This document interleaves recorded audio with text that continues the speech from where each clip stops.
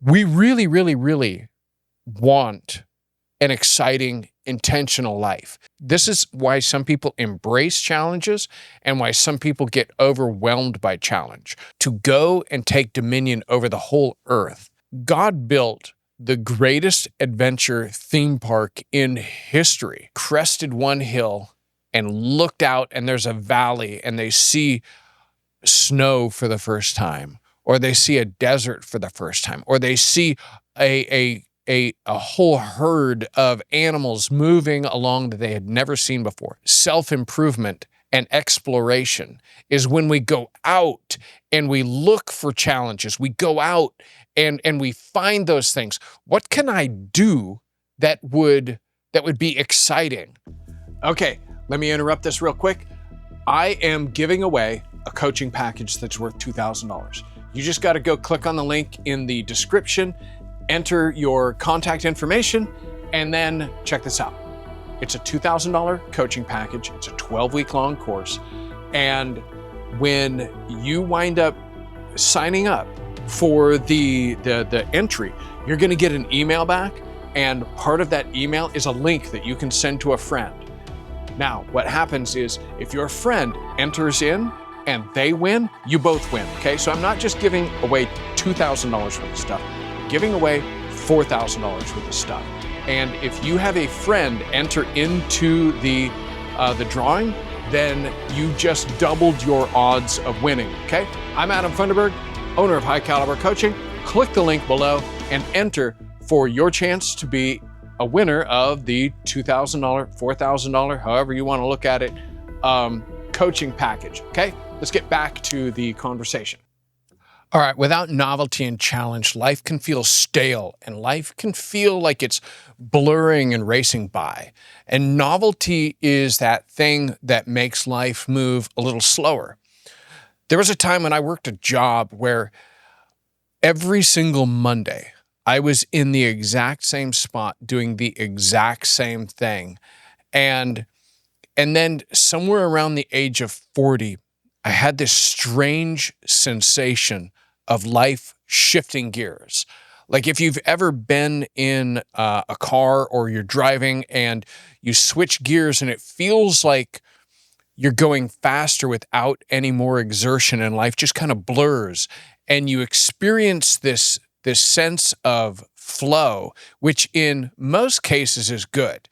When you're working on a project and you get hyper-focused and you lose track of time and you're very productive and you've got a strange sense of peace, that's cool. But when you lose track of a week or a month and suddenly you find yourself understanding why some people say things like, wow, it's September already? You understand that? That's a scary, alarming thing. Now, novelty is awesome. I love the way that novelty slows time down. An example of novelty and change that makes things go slower is if you've ever gotten a new job. That first day on the job, that day goes so slow. It seems like forever before the end of the day. Whether good or bad, it takes a long time to get to the end of that day. You haven't developed the flow. You haven't developed the part where you click off, where you're paying absolute attention. This is the effect of novelty. Now, you can do this on purpose. You can go to a new restaurant. You can go eat food that you've never eaten before. You can go to an unfamiliar place, like on a vacation, a new city, a new type of venue or whatever. Going and doing something new can be extremely stimulating and is a very, very positive change. There is an element of challenge that is also why we experience a sense of confidence and feeling good about ourselves. There are two kinds of novelty that come at us. There's challenge, and then there is change just for adventure and discovery. And I'm going to kind of go back and forth on these because of their similarities, and because if you can approach them both from the side of I'm going to do something new and different, and this is why some people embrace challenges and why some people get overwhelmed by challenge. Okay, so challenge is one of those things that when we get through it, this is where we wind up experiencing a sense of accomplishment, and we wind up maybe even trusting ourselves a little more. There was a woman that I spoke to a while back. She was working on a business that required her to post on Instagram regularly. That's where her customers lived. They were on Instagram, and she knew that if she could get more stuff out there, that Instagram would shove her in front of her tribe, and she could sell more stuff, and she could make changes in her career and go where she wanted to go. But she kept posting super erratically. I saw her just the other week, and she was glowing and happy and excited. And I asked her what was up, and she said that she had been posting regularly. She'd been overcoming this struggle that she had previously been experiencing. And she came to this belief that she could do it now. And the more she got to doing it, the better she felt about herself and the whole thing. When I look at the book of Genesis and I listen to where God talks to Adam and Eve, and he tells them to go and take dominion over the whole earth, God built the greatest adventure theme park in history. He was sending them out to go and do what they were designed to do. He designed them for adventure.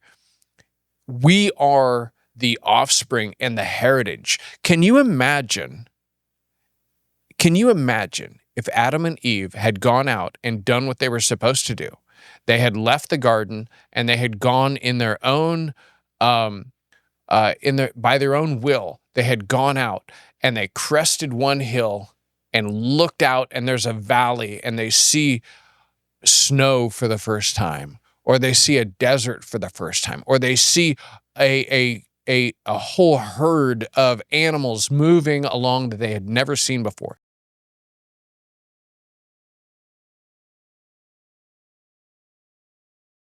Some synonyms that I was looking up as I got to thinking about novelty. So that would be freshness, innovation, creativity, ingenuity, originality. These are all super, super positive words. All of us would love to have our lives and ourselves even characterized as fresh and innovative and creative and full of ingenuity and originality. Challenge also requires ingenuity and invention and discovery. And we all really want this, unless we've decided that we would prefer living a boring, small, sad life that at some point we wake up and we're on our deathbed and we go, I wonder what that was all about. And we look back at our life. That this is where people get on their deathbed and they routinely say, I wish I would have really gone for it. I wonder why I played so small and safe. They look at their life and they wind up getting some perspective, and they look at it from an outside view. They're no longer in their life. They're looking at their life and they're wondering what happened. What I want to do is invite you to have the perspective of somebody that looks at their life and roots and cheers for themselves. Okay? You can have two postures.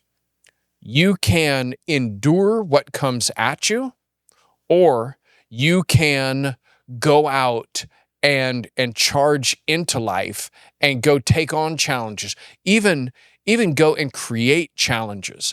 This is the sort of thing that is the substance of self-improvement and exploration, is when we go out and we look for challenges. We go out and we find those things. What can I do that would be exciting. We really, really, really want an exciting, intentional life. You don't have to have the daredevil jump out of an airplane, go invent the best this or that in the whole planet. You don't have to do that, but you do need to do something.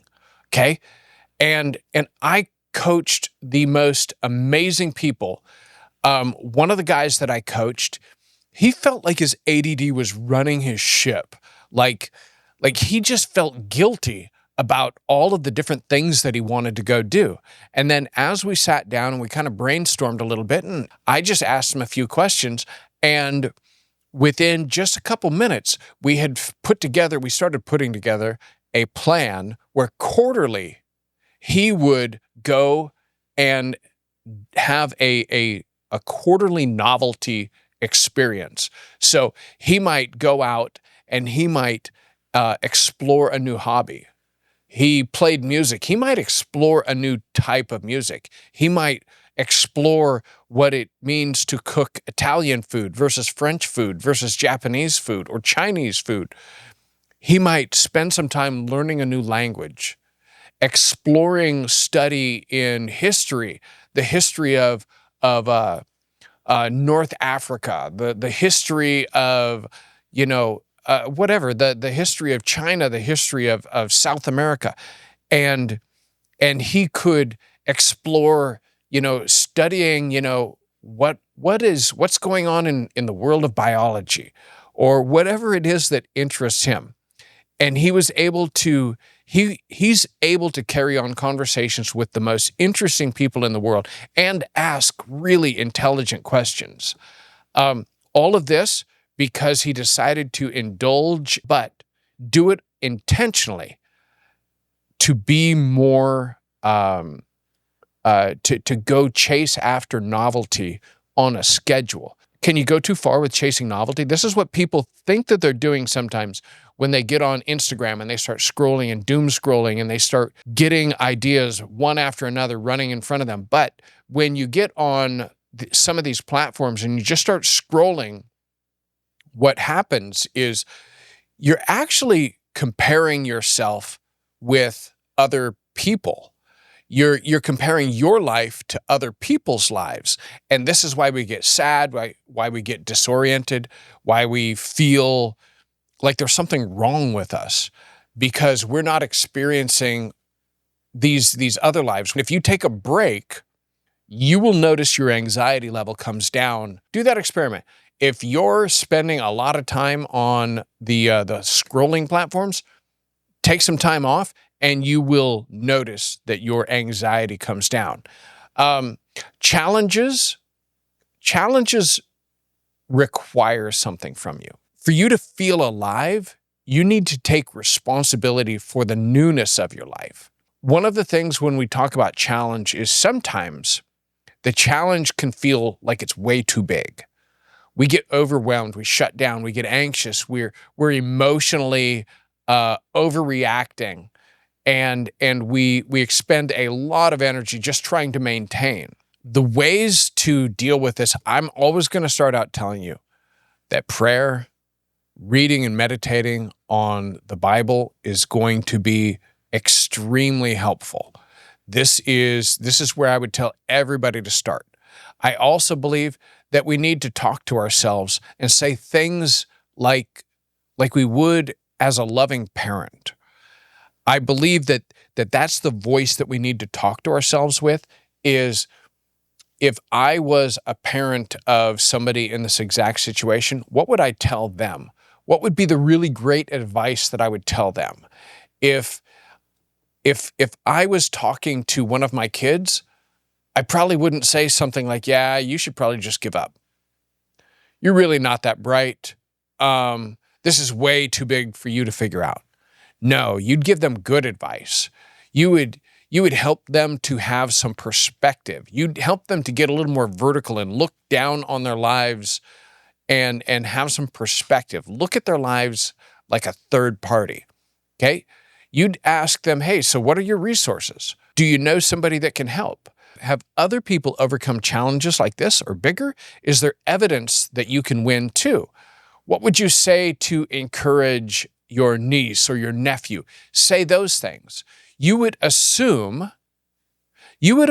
for your own kids, or as a loving parent, you would assume that there is a path to victory. And maybe you're having a challenge at work or at home or with your kids, and you're responsible for 100% of your part, all of your part and nothing more. Figure out what your part is and do that. Be at peace knowing that your responsibility for your part is all that you're responsible for. We can lose track of what we are capable of. Sometimes people will look at their heritage and say, man, I come from a long line of losers. Here's what I will also tell you, is that you also come from a long line of winners. You're part of the human family, regardless of anything that defines you on the outside. You are part of a massive family of winners. We have seen people throughout history negotiate crazy peace, forge alliances. We've seen people put men on the moon with tools that are less powerful than what you're using to watch this video. People have sailed the oceans with just a compass and figured out how to navigate by the sun and the stars. As humans, we have an ancestry that has built castles, built ports with barely something more complicated than paper and pencil and a couple things to form circles and draw shapes with. You're a human, and you were built to overcome. You were built for this. Think about all of the medical breakthroughs and telescopes and technology and all of the things that other people have done. This is your heritage, okay? You are part of this. One of the other tools that I use when I get stuck is sometimes I start thinking about how I am not cut out for this. I wasn't raised for this. I wasn't equipped for this, and so on, and that sort of thing. And these are times when one of the things that I like to do is I actually look at my hands, and I wiggle my fingers around, and I'm just absolutely amazed that I get to be human. I'm blown away that I am a human being, that I can go right back to saying that, I was built for this. I can see, I can talk, I can breathe, and all of the amazing processes that go into just controlling my hand, controlling my breathing, looking around, interpreting the world around me. I am indeed fearfully and wonderfully made. And you should be awestruck at the complexity of what you are. There is nothing in the whole known universe that is as complex as your brain. There's nothing even close. Aim it with the right belief, and you can make headway. Aim it with the belief that there are solutions, that there is a path toward winning, and you can do a lot. You can do most anything. Your challenge is unlikely to be greater than your heritage and the humanity, the human history that has been experienced. Maybe you need to find meaning in your challenge. How important is it that this challenge gets solved? Sometimes if we calculate other people into the equation, we get fresh motivation. What happens if I don't solve this? What is the penalty for not solving this, and for not making the phone call, and for not starting the conversation, and for not going out and really throwing my all at it? What is the penalty if I wind up going and doing other things that kind of numb me or make me so that I'm busy and I've cranked out a brand new excuse for not approaching this thing dead on? Okay? Go approach this thing dead on, and you're going to be shocked at what you get done. Now, sometimes you can have just too many things going on, And at this part in the conversation, I would start into the coaching session. We'll start talking about figuring out the most important things, start prioritizing things, what we can get off your plate. What if maybe you actually have too many things coming in, and we can start calculating this thing and start figuring out how you can get help, how you can start, even just whacking things and getting them off your list. Remember, the world is packed with novelty and challenge, and you were born to win and to overcome. The Bible calls believers more than conquerors and more than overcomers.